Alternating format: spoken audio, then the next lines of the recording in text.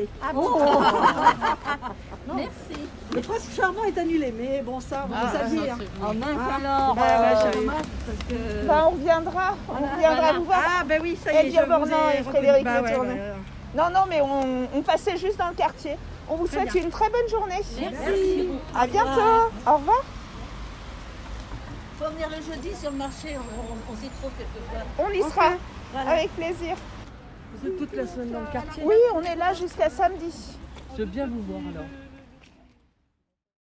Nous sommes l'Établi, une association composée de sociologues, de photographes, de journalistes, qui décrivent la réalité sociale au plus près de l'expression des personnes concernées. C'est l'originalité de la ville de Nantes d'avoir souhaité de réaliser un diagnostic, non pas à l'échelle de la ville, mais à celle de l'espace vécu, dans une approche quasi ethnographique du quotidien des aînés. La démarche se veut au plus près du terrain, elle se passe en immersion, dans le recueil de la parole habitante, dans l'observation du quotidien du quartier et dans les retours d'expérience des professionnels. Le tout est ensuite confronté à des indicateurs statistiques afin de nourrir un diagnostic qui donne lieu à des préconisations. Préconisations qui sont discutées en partenariat par les acteurs du quartier. Et puis peut-être réinventer les allées vertes. Ok, on peut faire des cafés mobiles un peu fixes, on va dire, un peu stationnaires. Mais pourquoi pas aussi faire des petits tours de quartier avec quelques habitants repérés pour le présenter des lieux de ressources. Donc il faut vraiment réfléchir à comment réinventer nos taxis auprès des habitants. Ces diagnostics nous ont fortement interrogés sur la meilleure manière de porter la voix des personnes concernées. Nous nous sommes appuyés sur cette expérience pour créer La Bonne Cage, un podcast dans lequel on peut suivre, sur le temps long, des itinéraires de vie. Comme celui d'Hélène, coincée dans un appartement dont elle n'ose plus sortir car elle craint le regard des autres sur son vieillissement. Racontez-moi, tenez, racontez-moi ce que vous voyez par la fenêtre. Ah bon? Dites-moi. Je vois des voitures. Ouais. Voilà, il y en a une. Là-bas, c'est la pharmacie.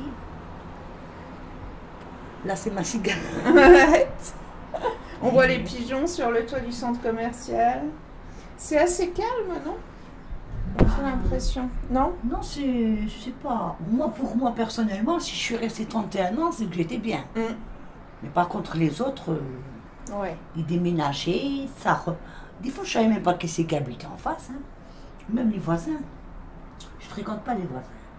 Ben, c'est des gens qui habitent, mais je les connais pas. Je vais pas.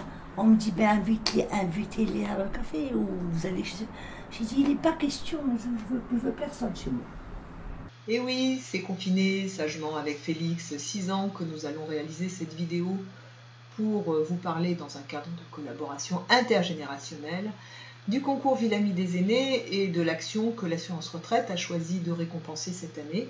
Action portée par l'association L'Établi de Nantes, qui est l'un des coups de cœur du jury et qui s'intitule « Les aînés au cœur de l'action publique ». Alors, pourquoi cette action ?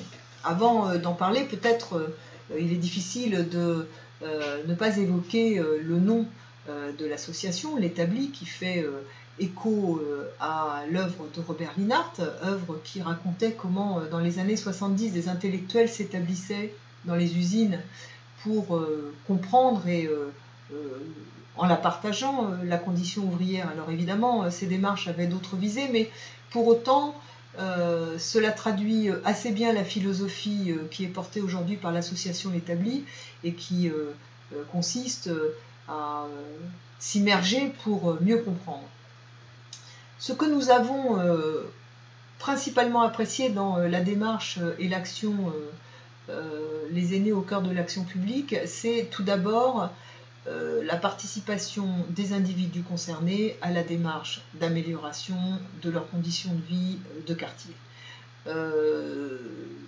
Dans la période que nous traversons, nous avons eu de nouvelles preuves de ce qu'il était essentiel d'associer les individus aux transformations de leur vie quotidienne et que les démarches de changement qui n'associaient pas les personnes concernées aux évolutions de leur vie quotidienne étaient contre-productives et qu'elles pouvaient même être génératrices finalement d'un ressenti de grande violence, quelle qu'ait été la qualité des intentions initiales. Le deuxième atout de cette action, c'est la volonté de l'association de faire participer ceux qui ne sont pas spontanément présents dans ces démarches.